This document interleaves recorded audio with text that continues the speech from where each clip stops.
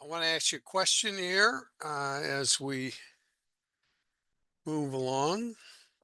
If we say socialism today, separate it from the totalitarian states of the past, like Poland, like USSR, and those former USSR republics, what countries do we think of?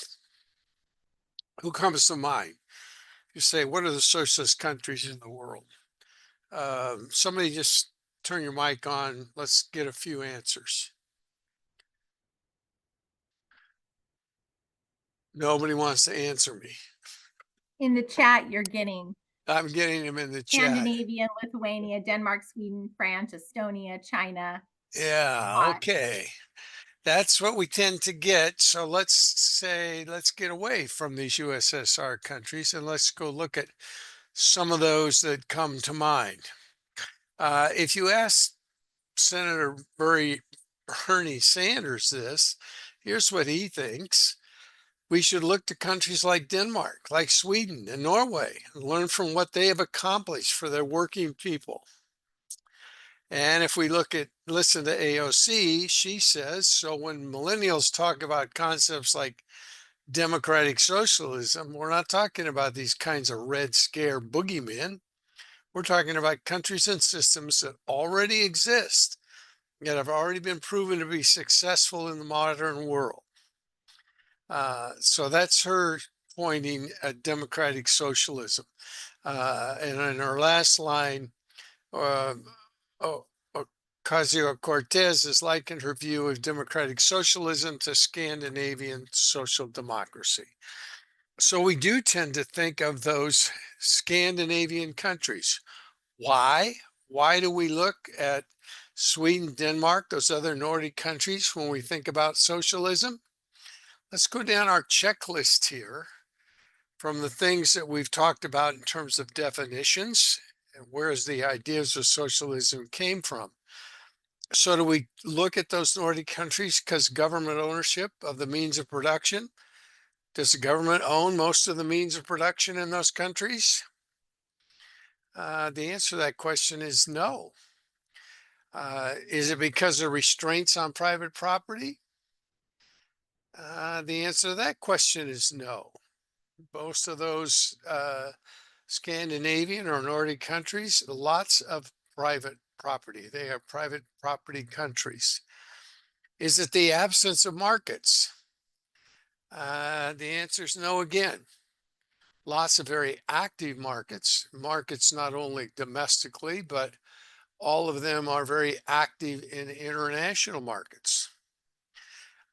Is it the centralized planning of the economy?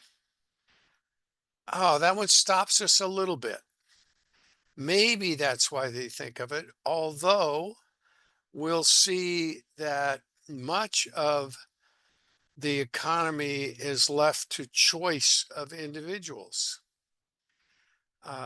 So do they have a history of class struggles in those Scandinavian countries? And the answer again is no. If anything, they have less history of class struggle than most of the countries of the world. So why is it that we point to those Scandinavian countries? What is it we know about them that causes us to say, wow, there's a great examples of socialism? We're going to explore that a little bit. And the first place we're going to look is Sweden. Just a map there to reorient ourselves a little bit about where Sweden sits and where Norway is. And there is Finland that borders the Soviet Union. There's Estonia that borders the Soviet Union, and that is one of the countries that the Fraser Project looks at. There's Denmark down there off the tip of Sweden. That is another country that the Fraser Project looks at. But I think this is instructive to look at the relative size of Sweden in this picture.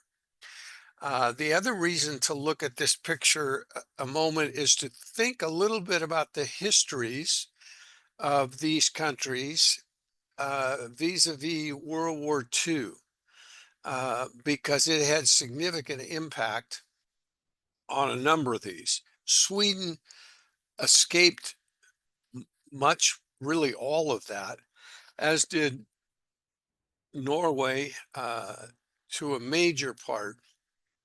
Denmark, Estonia, Lithuania, some of those others along there, uh, very much caught up in the middle of World War II, and not unlike Poland, some German occupation, some Soviet occupation in the end, and those had significant impacts on their economies.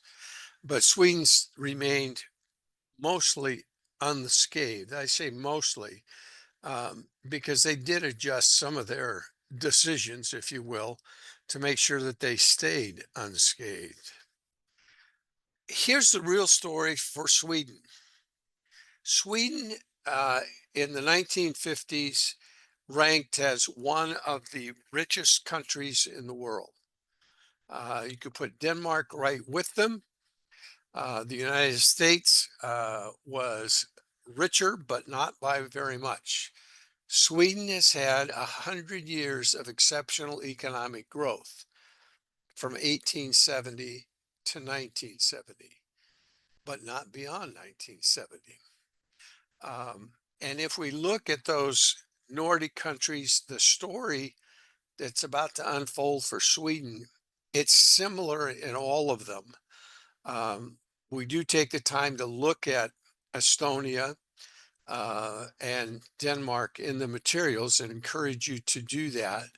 But the outcomes are relatively similar, but they are each country is unique in its own set of both makeup and outcome. From 1870 to 1970, Sweden financially sound, a limited government. They permitted free enterprise. They had 100-year history of free enterprise and competition and exceptional economic growth. Here, again, from the Fraser materials, some of the, I will say, advantages that Sweden enjoyed through that 100-year time period. In the beginning, and let's make the beginning of Sweden around 1850. Now, we said they'd had 100 years of significant economic growth beginning from 1870, but let's look back at about 1850 and see what Sweden looked like. It was a poor country. GDP was a third lower than Denmark and only 40% of Great Britain's. It was mostly made up of farmers, independent businessmen, small capitalists. Um, that was very much a private property nation.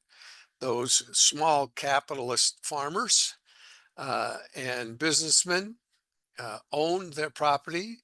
It was open, the mercantilist was the retail area was open to women. A very high literacy rate going back to 1850, thanks to the Lutheran Church to a large degree that valued that highly and provided for schooling and literally reading schools, if you will. Uh, Freedom.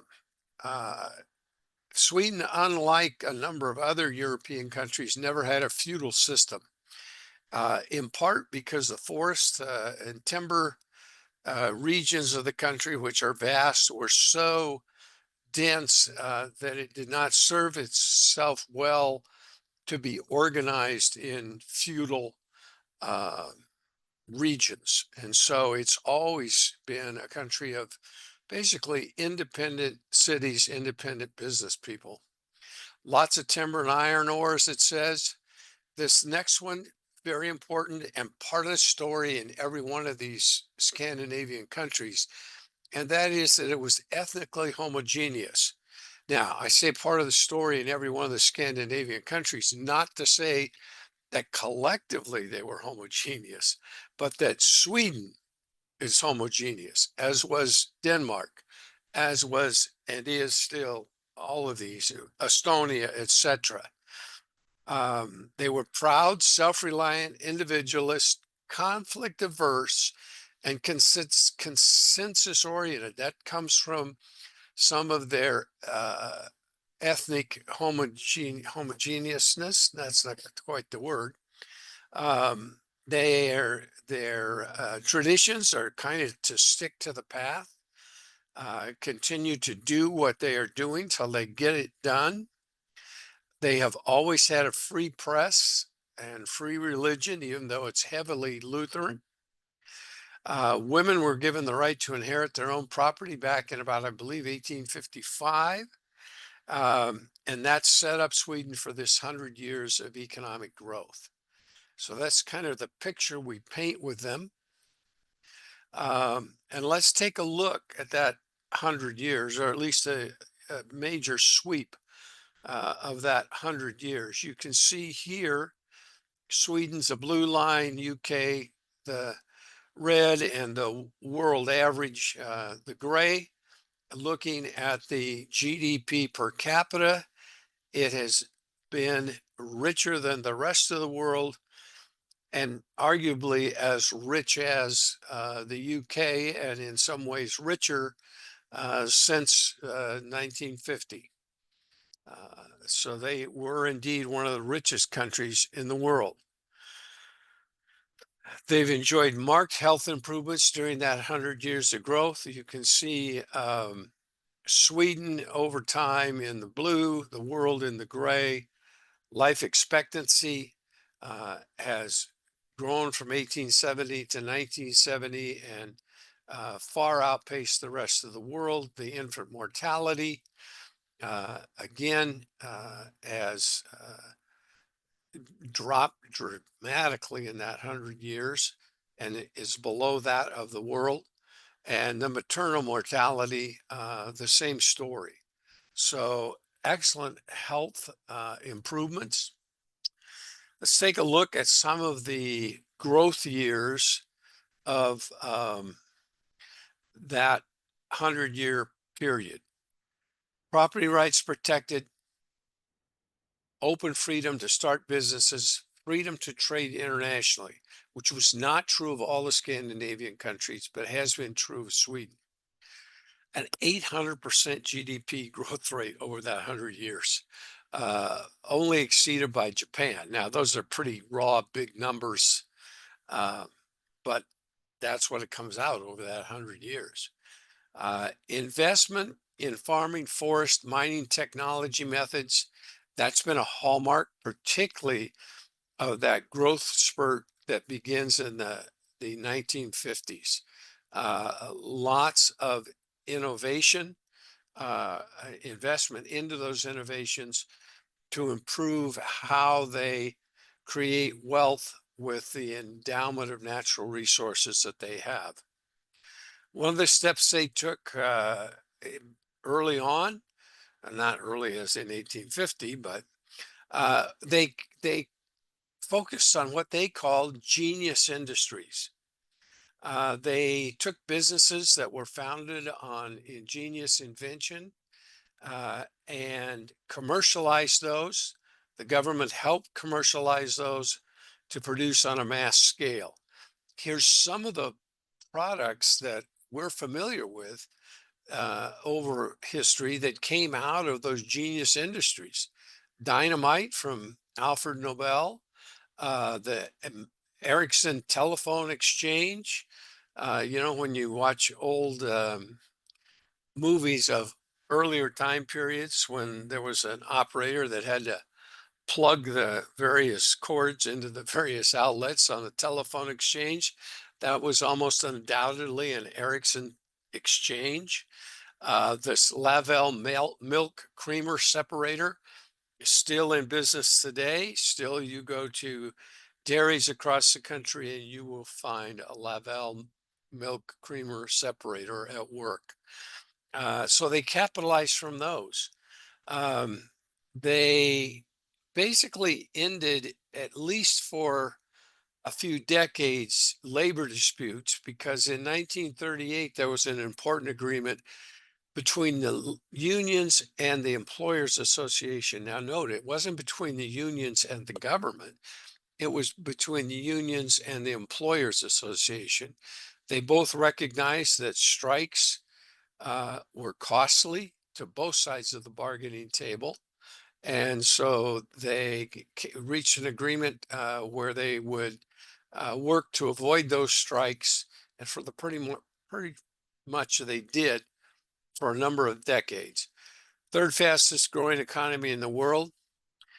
This last bullet, public spending as a percent of GDP was below 20%, lower than other Euro nations. Now, contrast that with the questions I asked at the start of this is, why do we point to the Scandinavian countries and why do we uh, think that they are socialist?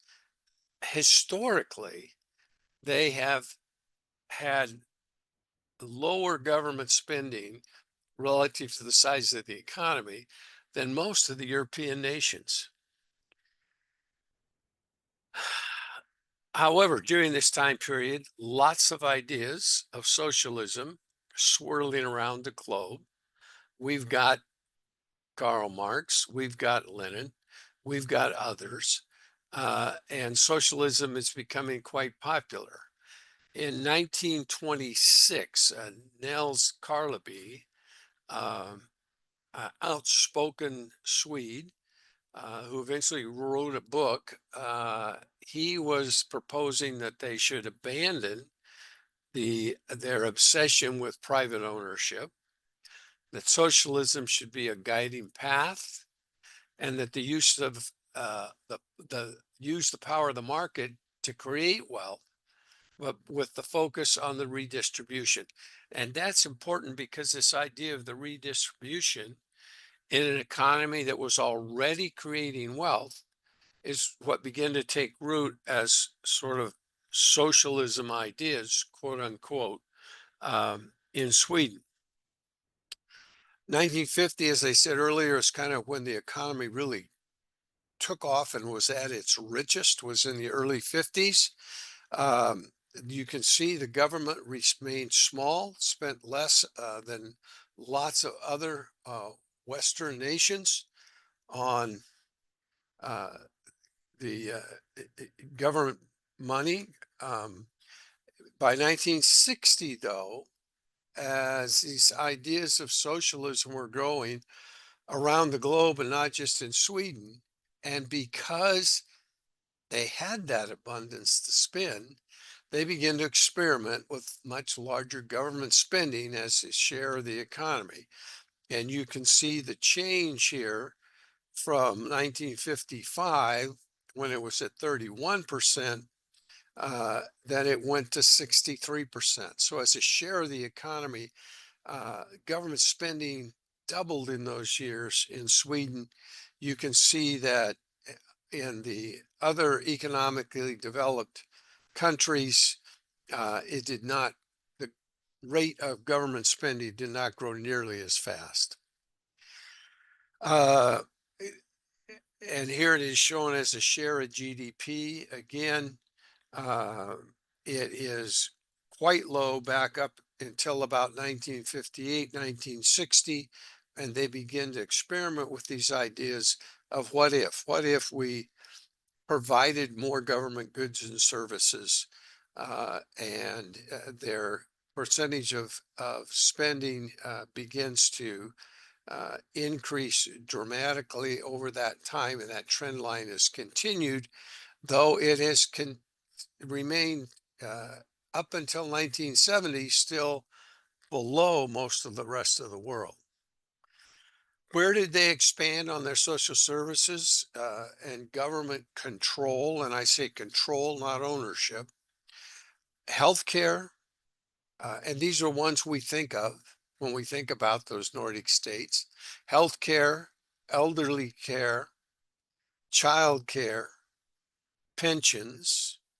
One that probably should be on that list is education, although you heard me hesitate because uh, they really gave the money to the citizens to spend on education, and we'll talk about that. Increased regulations on businesses, price controls. Uh, they took over the labor negotiations completely. Remember, we had the agreement in 1938 that was between the labor unions and the employer organizations. Now the government steps in to take over the negotiations, and we have increasing tax rates. What's also going on during this time is some significant inflation, and we'll see in a second how that hits the economy. Uh, in the 1960s, they began to experiment with larger government spending, and those numbers are the ones that we saw just a minute ago on that other graph. Now, one of the things that allowed them to begin to experiment with that as a percentage of the GDP is that there was fairly significant inflation, not only in Sweden, but worldwide through the 70s. And without increasing tax rates, the tax revenues went up significantly. Uh, so if the tax rate was 10% on $100,000, the government would get $10,000. If the tax rate remained 10%, but someone's income because of inflation had moved from 100,000 to 120,000, then the government would get $12,000. And there really was a flood of money coming into the Swedish government, as there was in, again, that's part of the story in these other Nordic states, very much part of the story in Denmark. So this government suddenly had more money to spend and began to spend it on those programs and areas that we just saw.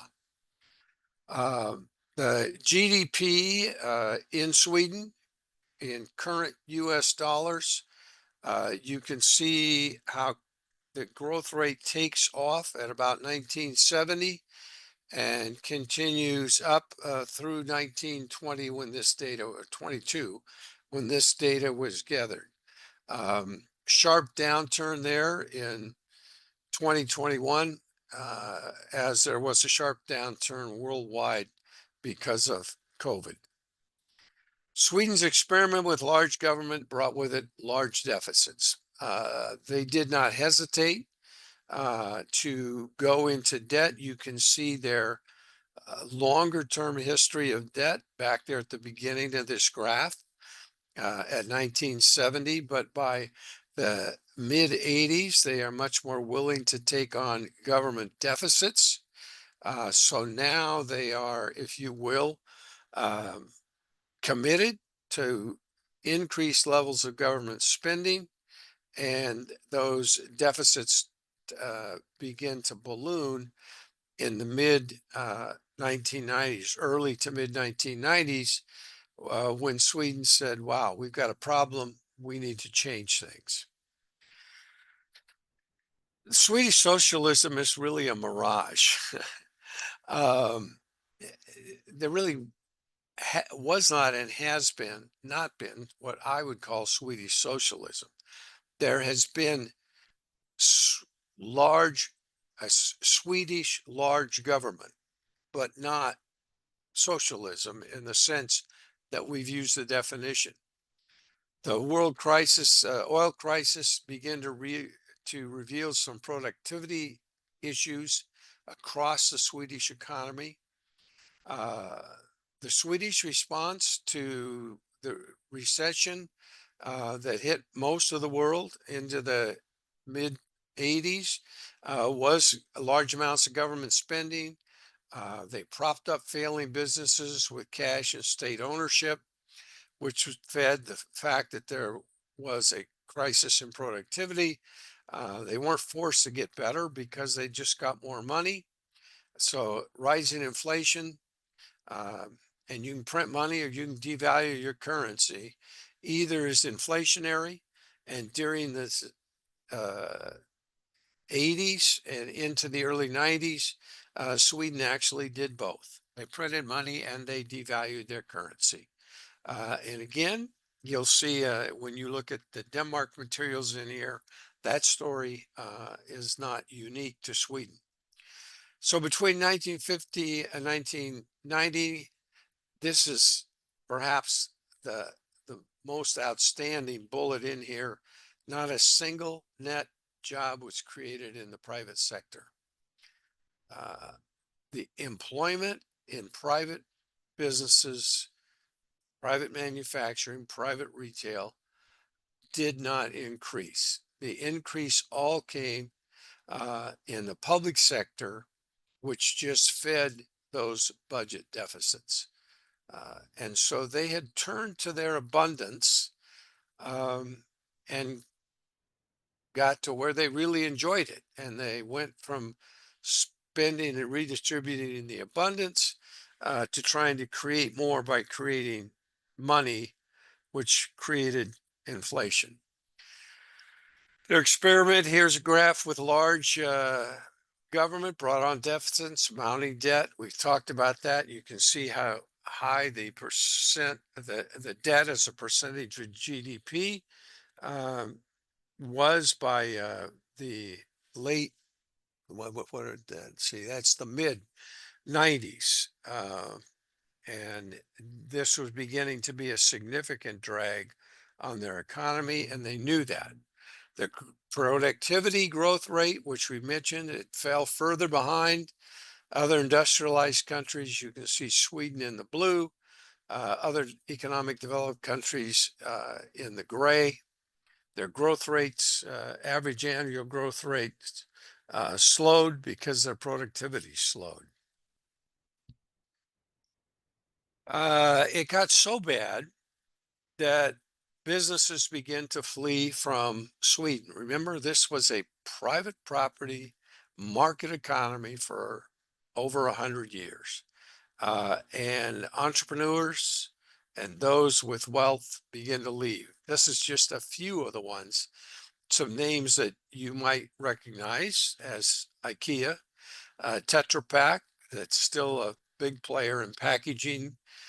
This Frederick Lundberg was sort of their equivalent, if you will, of, maybe a Jeff Bezos, an entrepreneur who had ownership stake in a lot of emerging companies, said, I can't do it here with the high tax rates and the slowed down economy. Bjorn Borg, sports star, tennis player, Ingemar Stenmark, sports star, skier, and someone with his own empire of businesses. They all fled the country. They left. They picked up. Most of them, I think, went to Switzerland, some to some other countries. Beginning in the early 90s, Sweden realized they had a problem, looked at where they were, much as we're looking at where they were, and began to reduce the relative size of the government. You can see there the GDP as a share of the economy for Sweden and then for other economically developed countries. So back at that high point, it was 63% in about 94. And by the year 2020, they've gotten it down to 47%. And I'm not sure I'd have titled this graph. They were able to control, I would say, the relative size of government because they didn't cut government spending a lot, but they did focus on economic growth so that the relative share of government expenditure to economic output was shrinking. Excuse me. Sweden reduced business tax rates to attract more investment because they understood they had to change this back to a more privately driven economy. It balanced its budget, and the debt as share of the economy declined. And again, they didn't necessarily cut the budget beyond it being a balanced budget and let the productivity, that abundance of the economy catch up. Government spending and receipts as a share of GDP up until all the way to 2019. We've got the data here. Swedish expenditures and Swedish receipts get themselves in line. As you can see, after about 96 or 97, they are way out of line between about 90 to 94 when they realized they had a problem. And now the expenditures and the receipts tend to mirror each other fairly closely. But here, let's look at this story. And this is part of the story of why Bernie and AOC and some of us, when you say socialism, say Sweden. It is because they do provide lots of government programming and government expenditures. They do that by choice. They fund it not by deficits, but they fund it by very high tax rates. The highest sales tax rate in the industrialized world at 25%. You all in your survey with Debbie said you didn't like the idea of that very well. And I don't either. Here's some comparisons of taxes. Taxes on capital, that is corporate income tax, Sweden and the US. US is actually higher because Sweden tries to keep those corporate income taxes lower to attract additional investment in plant and equipment. Top dividend tax rate, we're just about equal. Top rate capital gains, Sweden and here, we're about equal. Top estate tax rate in Sweden, there is no estate tax rate. And the US is at 43%. Taxes on labor, on the individual, that is, you could put payroll tax, Sweden, 29%, US, 14%. Top individual income tax rate, Sweden, 60%. The US, the richest of the rich in the US, their highest marginal rate is about 40%. And again, the sales or value added tax, Sweden, 25% on average, in the US, 6%. So a very high tax burden for the citizens, but in exchange, they get a very high level of government expenditure into the economy. Is it a redistribution? Yes. Does it qualify as socialism? I'll leave that to you to decide. Here's that top personal income tax rate again. You can see it vis-a-vis the other countries we've been looking at. Sweden, 52%. US in this one at about 50%. United Kingdom down at 45. Level of income. This is an interesting one. Remember, those tax rates were much higher, and look where they apply. In Sweden, the top personal income tax rate, if you're making $60,000 a year, you are paying their top rate. If in the US, to pay our top rate, you have to have income over $500,000. And you can see the other countries there. So are the Swedes rebelling against the high tax rates? No, they're not. But they understand to have large government expenditures in the economy and have a balanced budget takes high tax rates. Sweden on the Fraser Institute's Economic Freedom of the World Index ranks very highly relative to the other, I think now about 195 countries that are on it, except on the size of the government over there on the right compared to the private economy. The size government compared to the economy is very large in Sweden. The government has a large hand.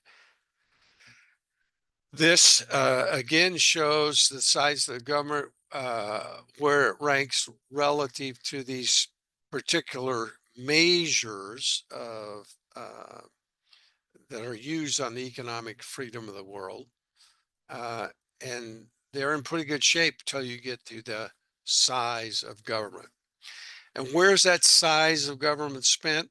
It's primarily spent on components of a social safety net. They value it, they tax themselves for it, and they redistribute it. Healthcare, it is probably a misconception that it is a government healthcare system. What they have is government funded healthcare. There is a very large degree of individual choice in that system. Almost half of the healthcare single practitioner providers are private providers, not government. They are not paid by the government. They're paid by the patient, but the patient gets a payout from the government. But the patient can choose what provider they want to choose. Education, very much the same thing. They are given vouchers. They're famous for their voucher system.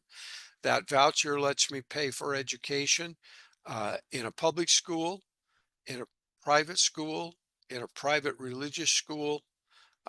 I can use that voucher to pay. Some private schools are allowed to charge tuition above the voucher value.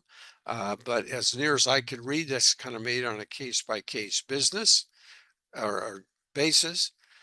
The government does set the standards for education and applies those across both public and private education institutions, not unlike the US. In some income security, i.e. unemployment, retirement, again, those are cash payments. I have some choice about how I get those, and I have some choice about where my taxes are invested for the later payouts to my retirement. Housing and living assistance is much more of a cash basis than in the US. We tend to give housing credits or assistance via tax credit. In Sweden, it tends to be more, again, of a cash payment to help you find and afford housing living experience.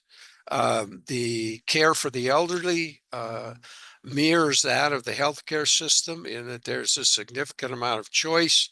If I want to go into an assisted care or full care facility, there are government facilities and there are private facilities, and I receive the money and I choose which I want to go to. And there's Denmark.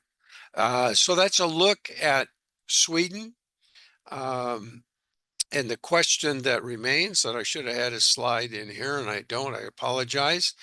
Is it socialism or is it big government? And is big government different than socialism? And do we need to help Bernie and AOC distinguish that difference if indeed it is different? Um, do we really want to point to Sweden with those high tax rates? Based on the responses you gave, I don't think we can get there with those high tax rates. So then our only choice to increase that government expenditure and all of these government services is to continue to borrow money. And that choice wasn't on that list for you.